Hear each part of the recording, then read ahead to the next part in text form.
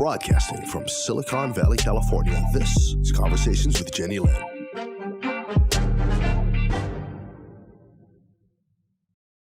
You're watching Conversations with Jennylyn, and I am so excited and happy to introduce my guest to you that I'm about to interview this afternoon, Dr. Daniel Gross. And I am so grateful to him because he is one of the doctors currently treating corona patients to date. Dr. Gross, thank you so much for taking the time to do this.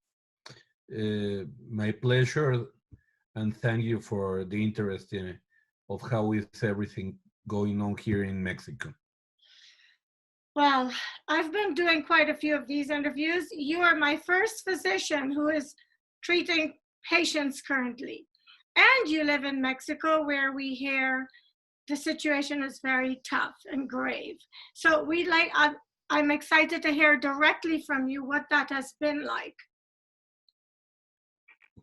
Well, it's been busy, it's been worried, because as we were expecting, just looking how the COVID-19 epidemic, it's being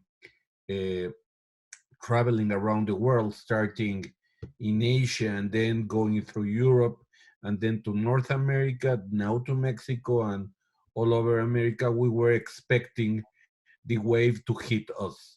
So we have a little time to prepare, but as it happened in any big city in the world, like it happens in New York, if we are speaking about that, maybe 5% of the, first of all, 70% of the population is gonna have coronavirus in certain moment. Of those 70%, if you are thinking that Mexico City, it's a city of over 20 million people, you're thinking about 14 million. If those 5% need to have hospital treatment, we are speaking about 700,000 people needing hospital beds. There is no way any city in the world can give that care at the same time. And this is what it happened in New York. So learning from the experience of 1 month away in the States, we started with the social distancing and the measures to trying to flatten the curve before the States. Nevertheless, it's still a lot of people that at this moment that we are starting to going on our peak, that it's suffering of COVID. You know, can anybody ever be prepared for a pandemic like this, really? No, not at all. And the worst part is that, nevertheless, that many people have talked about it and they were expected, like the famous 2015 interview with Bill Gates. Yes. We were hoping that this wouldn't hit us as hard, right, and as quick as it's been now. It's like COVID, it's very contagious. Yeah. And the difference between the Spanish fever in the beginning of last century and COVID, it's called communication, transportation, and global economy. Because what happened is that in the 1918, when the Spanish flu came, we didn't have so much traveling around. So here, what's happening is that the pandemic goes with wherever an economic trade or a travel goes. That's the reason that it was so quick and so difficult to stop. What has been the most challenging thing for you as a treating physician, apart from the number of people coming in with the disease? Well, I have to be completely sincere with you. I'm married, I have 3 children, a wife. So my own health is an issue. And not taking anything from the hospital to my home. So what I do every single day is I go to the hospital, I change to scrubs, I have all my goggles, my mask, my N95, double gloves, the surgical stuff. It's I take all the provisions. Nevertheless, when I finish, I change in the hospital, I shower in the hospital, and the other and I change shoes even. I attend with the Crocs with the surgical shoes in the hospital, and I change everything, including underwear, from the from the time I arrive to the hospital and then to the time I leave and I go home. That's one thing. The other thing is it's incredible that what we are seeing right now in the peak is that sometimes we see some patients that they does not have the usual symptoms of COVID. Yeah, Right. but because they are in that age, or they have diabetes or high blood pressure, or they are immunodepressant, or they have any autoimmune sickness, we ask them to have the test done. And many of them comes positive. So what we should think is that many people that we don't even think that they are with COVID, they have it.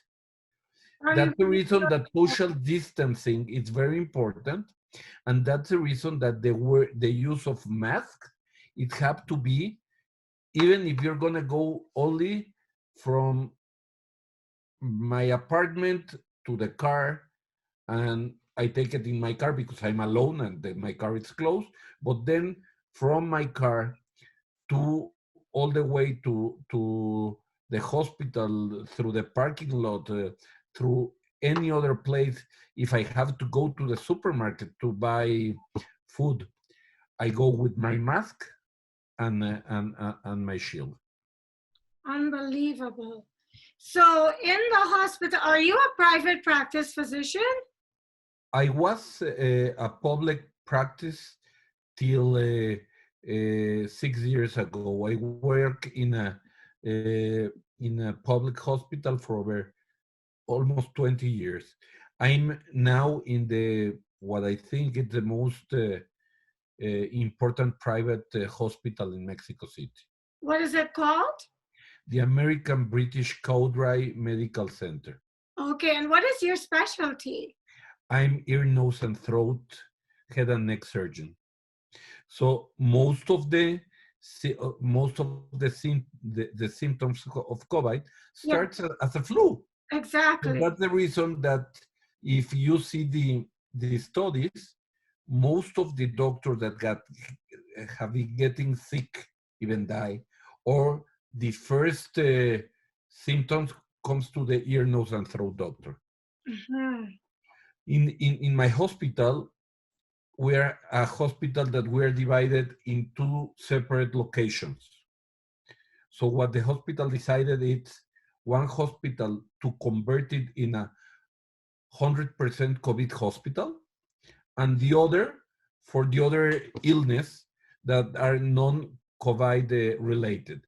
So if a patient that goes to the non-COVID hospital goes, they don't go through the ER or the normal part.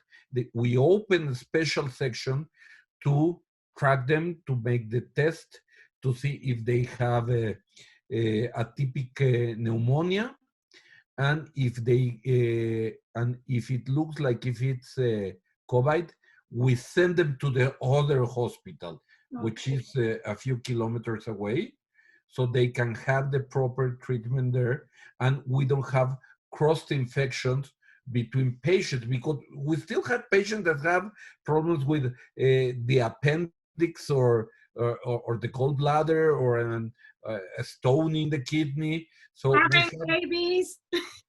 yes, so we have to, and of course, the hospital that we decided to be a non-COVID is the one with the that we have the the gynecological and obstetrics department in it.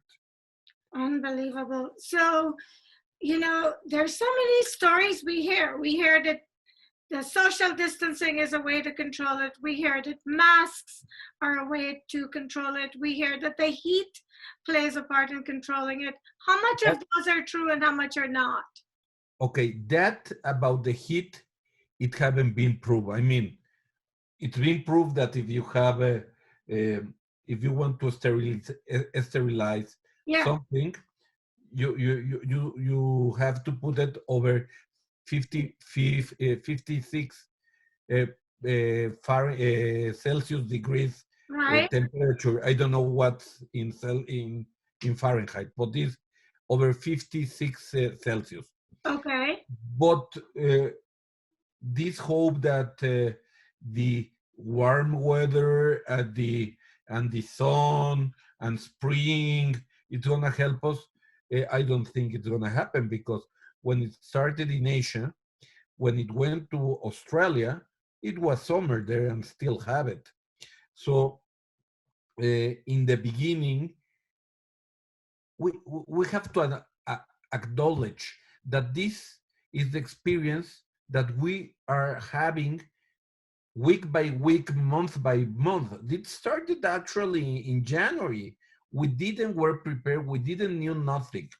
So in the beginning, if you're gonna have mask, give the mask to the sick one. Exactly. So we can prevent it, that to spill the flush, the saliva, and diminish the amount of viral particles to be in the air. Then we saw that the countries that they recommend the social distancing, Yes. and the mask, are the ones that are controlling and flattening more the curve. We have to remember one thing. Flattening the curve doesn't mean that in the end, it's not going to be less than 70% of people with antibodies. But till we have a proven test that they can tell us that we have immunity and we have IgG for the coronavirus, we have to think that we don't have it. And when we flatten the curve, what we are doing is not preventing the population. It's going to be in a longer time that Yes. it's going to be the contagion, but we're not going to have these high peaks in which we are not able to have enough space to treat people. It's like in New York, the Jarvis Center that I've been there as a doctor for medical meetings is a huge convention center. It's been transformed with medical beds to give IVs and medication for an oxygen for those patients that they need, that they have a severe coronavirus, Right. but they don't need intubation, so they're not critical. Right.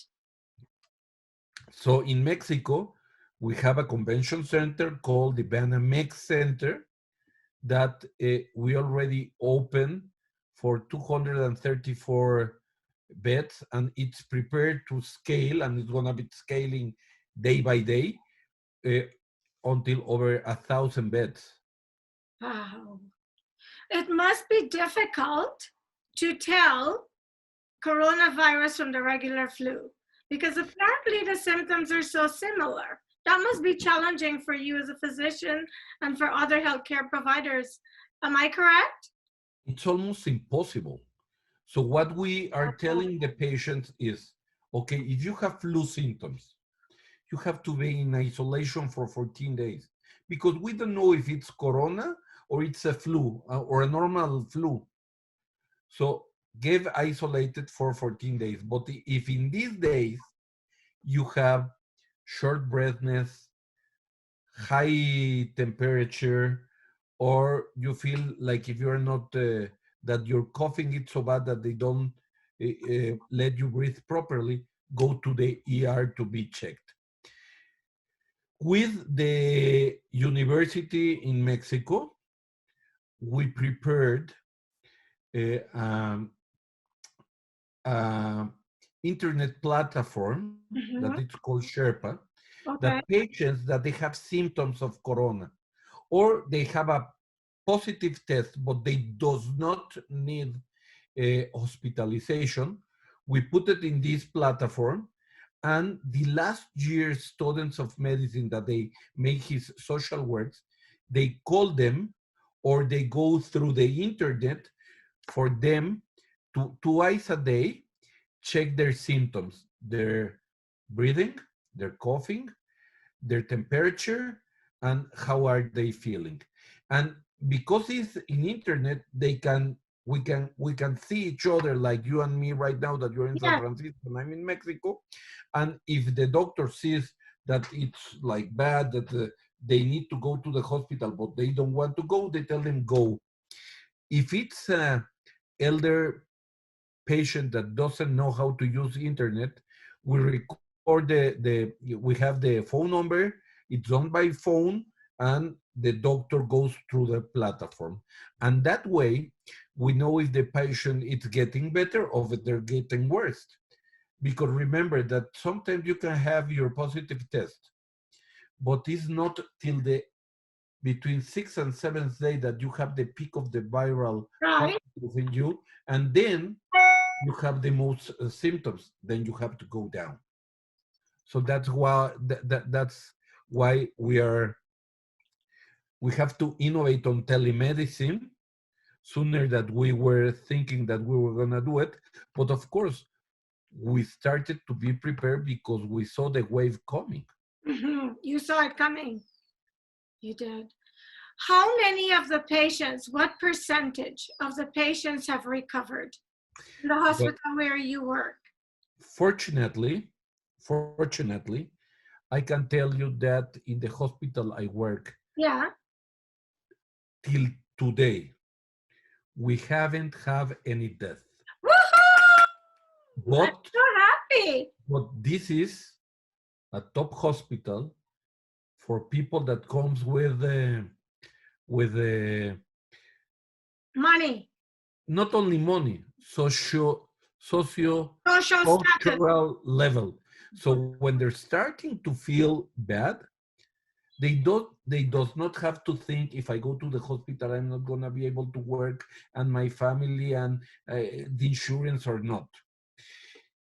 In the other private, in the other big private hospital that I don't work, but I have a partner that does, that do, Yes. they have some deaths, but these deaths are because they come, one too late, another with comorbidities. Uh-huh. Comorbidities is the most important part of why they died. Diabetes, uh, immunosuppression, uh, COPD. exactly, uh, history of, as you say, respiratory distress, and obesity. In Mexico, we have a lot of obese people. Really? Yeah, I'm very surprised. yeah, we have a problem with weight. Mm-hmm. So that also it's a factor that affect us. Have you lost any of your friends or family to this virus or coworkers? One member of my family had pneumonia, but it was one of the recovered patients. Uh, Unfortunately, one patient of mine that didn't came to my hospital, they came to my partner's hospital because it was near his house, passed away, but he was diabetic and he went too late to seek for treatment. And uh, we have lost some co-workers in Mexico City that they didn't take care of themselves like it should. Didn't take the necessary precautions. Exactly. And also They didn't, they have the idea that one very important difference between SARS and COVID-19, because Okay. SARS, COVID-19 is SARS-CoV-2, which means SARS is like a variation of coronavirus. But SARS in the early 2000s, 2003, they only were contagious when they have symptoms. So we Ah, know you can be asymptomatic, you can have it, and you can transmit it. That's why it's much spread through the world. it's so sad. I'm sorry for the people that you've lost, and I hope that no one else that you know die. And I hope that the country does not lose too many people to this virus. What do you think your government needs to do differently to help control this? And do you believe that quarantine is helping?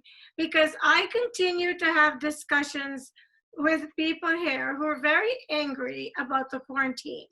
They think it's ridiculous, and all it's doing is crippling the economy. As a treating physician, what do you have to say to that? Please stay at home. Please stay at home. Please stay at home. Let do all of us our work. We're gonna be working and we're gonna be putting our health and our families on danger, helping patients, but help us staying at home. I know myself, we because they telling me you should be in the top of patients and you should be with a lot of work. It's true, but not money, because we made a team to save people in which the money that the patient have goes to the medicines and the treatment and whatever. But in my private practice, my income have gone down 95%. I'm earning 5% of what I was earning. And that's not important till we are able to go up and stand again. The people that say that the second pandemic, the economic pandemic that comes afterwards, it's gonna be another challenge, they're completely right if they're alive. Thank you. That's exactly what I said today. And the thing is, if it's not hitting close to some people, they're just seeing it on the news. The impact is not really registering. But you are a treating physician. Every day you are on the front line. You're at one of the top hospitals, which is why I have so much gratitude that I've had this opportunity, because we're hearing directly from someone who is coming face to face with this virus every single day. What has been the one thing that you wished that you knew you had more forewarning that you would have done differently than you're doing now? Well, as I told you, uh, we have the experience of 3 months in advance. We have learned, we have read lots of papers from the Chinese doctors, from the Italian, the Spanish, the French doctors. So we know which experimental treatments or which treatments they think they're working. So instead of say, by any chance, don't use anti-inflammatory drugs, don't use cortisone, don't use this because of the illness, we know that if the PCR goes up, if the interleukin 6 goes up, we can use anti-inflammatories, and if we don't use it, the patient's gonna get worse. We know about the clots and the intravascular disease that goes in the septicemia of the body. So we have much more knowledge that they have in Italy or in China. That's great. I guess So what I was trying to ask you, what I was trying to find out is if you had known, if you had been more prepared, were you going to have more test kits? Because I'm told one of the problems you have is you haven't got enough testing. Well, a ver, let me put an example that I always said. My sister-in-law lives in New York. So I'm very aware of New York because I go there twice a year at least. I Okay. love the city. It's my favorite city in the world. That's because, have you been to California? Yeah, and my nephew studied in USC and he's working in LA. So I've been in California also. What about San Francisco? Well, I'm a Seahawk fan, so I don't I don't want to speak about San Francisco. No, I love it. It's a great city. I've been there for many medical meetings. UCSF, it's a great place. Stanford, it's one of the top of the toppest, and I've been there many times. And I love San Francisco, but I keep watching New York because of the family relation. And I couldn't get you to say, oh yeah, San Francisco is a nicer city. I respect. No. It's very nice, but I love New York. I get it. And, I didn't mean to distract you. no, I know, but what I'm telling you is I really think that Governor Cuomo makes some tough but very intelligent decisions. And if in New York they have such many deaths and they weren't able to stop it and they didn't have enough testing, what can we expect? I mean, Mexico is a third world country. That's true. That's very true. Point well taken. We prepare as much as we were able to do it. Mm-hmm. So that's why if the patient doesn't really need the test, we're not going to give this test to someone because we have to keep it for the people that really need it to be treated properly. Right. I mean, it's like they often ask me, when you think that you're gonna go back to the normality? Well, maybe in March or April, when a vaccine is really available worldwide.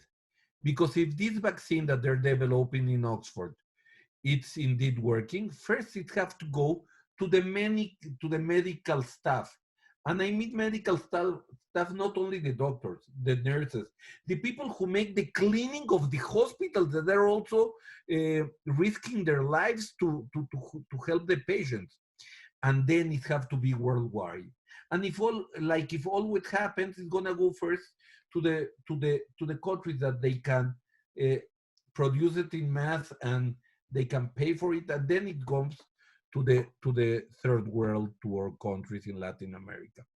By other chance, it's gonna be a new normality, as I said, when we are able to go out, going out to work. But the new normality, or the new abnormality, as I call them, is gonna be that from here to this point that we're gonna have the vaccine, everyone is gonna have to go out with a mask, trying to keep as much as possible social distancing. So it means that maybe, hopefully, if a restaurant can be open for July or late June, instead of being able to accommodate 100 people, maybe they're gonna have to accommodate 50 people so they can have more space, and everyone is gonna have to be with a mask. This is something that nobody can tell you. We're gonna be looking day by day how it comes. Well, as a physician, I want to throw this question at you to hear what you think of it. I am concerned that because these viruses mutate so quickly, that by the time the vaccine is ready, this virus would have taken on new characteristics. Is that a concern of yours? Yes and no. Okay. And I'm gonna tell you why. Yes. I want to know why. Remember 2009, 11 years ago, when the H1N1 came out? Yes. The epicenter was Mexico. Mm-hmm. Oh, It was here. okay. So, first of all, if a COVID-20 comes, we are going to be prepared with much more technology, with much more knowledge of how to treat it. Good. Second, as with the flu, we're going to have, if we are able to develop a vaccine for COVID-19 and it mutes, we are going to still have the infrastructure, the factories to produce the vaccine and the knowledge of how to change the vaccine so it can cover the new virus. So maybe what is going to happen is that the same like in September or October, we vaccinate for flu, we're going to be vaccinated for COVID. Instead of being COVID-19, it's going to be COVID-20, COVID-21, COVID-22. And will that become a mandatory vaccine? Will it be compulsory that everyone gets it? Well, I hope so. The problem right now is that because of the human rights, we cannot make someone that doesn't have to have a vaccine have a vaccine. So I hope that this anti-vaxxer movement that it's been for the last couple of years understand how important vaccines are. Okay. So if not mandatory, I hope that there's enough vaccine for all the world, and hope that this experience that we are living together take us to a point that everyone gets vaccinated. Yes, me too. So I commend you that no one in your hospital died. To date, could you give me an average of how many patients you've seen with corona? Well, the problem here is that because we don't have enough testing, we cannot tell you exactly How many?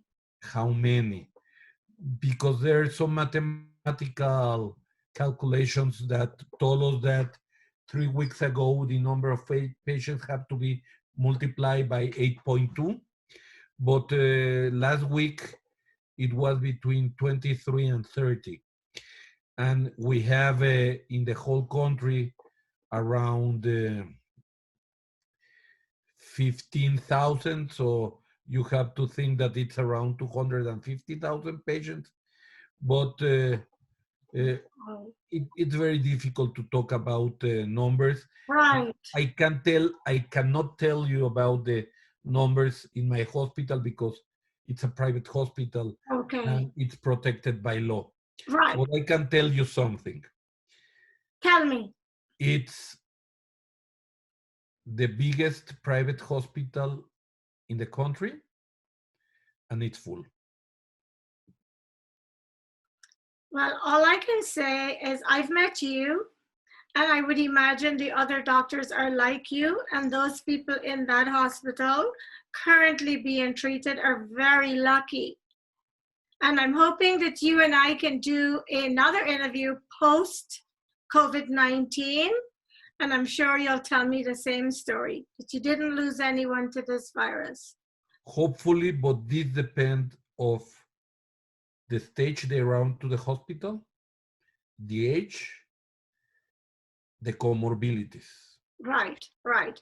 Now, we have been seeing pictures being posted on the news, on LinkedIn, of doctors and hospital staff sleeping around corridors and sleeping in different parts of the hospital. And you can see the exhaustion. I am so grateful to these people. Is that happening in your hospital? Because we knew that this was going to happen, we prepare, as I tell you, it's not that it's my patient. It's a private patient, but we are not charging. We prepare groups that, for an example, group A is gonna work 24 hours, and it's gonna be group A, group B, and group C, that they're gonna go to the COVID place. So this way, everyone can be rested, and we can give the patient the best treatment available. Unfortunately, as I told you, I was a professor in a residence of otolaryngology for over 12 years.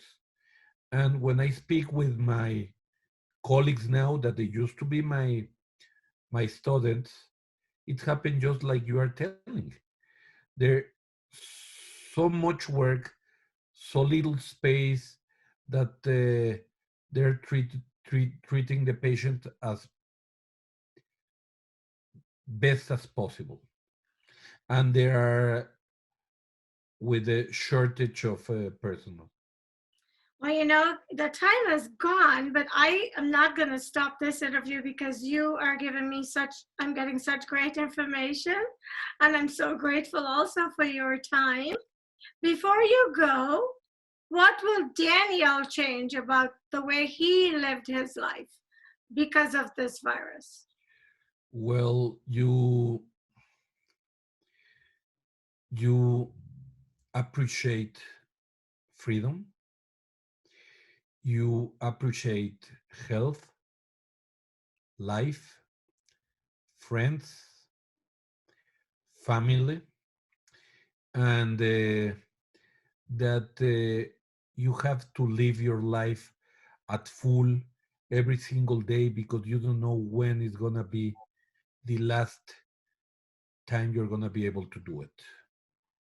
Great answer. I really thank you for that. And is there anything that I did not ask you that you think it's critical that you leave with people as a physician? I know what I want. I want to be very clear is, we all need this to pass. We all need the economy to reactivate, because Mexico, it's let's put it, less richer than the States. But if we don't take care of ourselves, if the people die, money will be no important compared to life and health. So stay at home till this get better, because the worst thing that can happen is to make an early opening and to have a second rise of the curve of the contagion. That has been my concern. I think when people see the numbers plateau, they're like, oh, it's all done. Let's go back to work. Let me tell you something. I spoke about Governor Cuomo of New York. Your governor in California have been doing it wonderful. He's been very responsible, and he's been taking the proper measurements also. I love our governor. I commend him. Me too. Thank you. I am so grateful to you. And if you don't mind, I'd like to reach out to you sometime down the road when it's convenient for you to do a second interview. It will be my pleasure. COVID have changed so many things. Mm-hmm. I'm going to tell you something. This is my house. You saw a couple of times my kids go back because right. Yes, I have. But people who knows me is not going to recognize me, because I had a beard for over 25 years. I just took it away so my mask can fit properly, and for safety reasons. And so you don't bring home any COVID on your beard? No, and I don't get sick because my mask has to completely cover, and with beard, it has filtrations. Yes, I am so happy you did that. We don't want anything to happen to you. We have to have wrong too. Plus, the world needs more people like you. I commend you, and I send my gratitude to your coworkers and every single service provider in the world. I'm hats off to them. Please continue to stay safe. And I'm very grateful to you for taking the time. My pleasure, Jennylyn. And thank you for watching Conversations with Jennylyn, when a conversation is all you need to be inspired and educated, as in this case. Thank you so much, Doctor.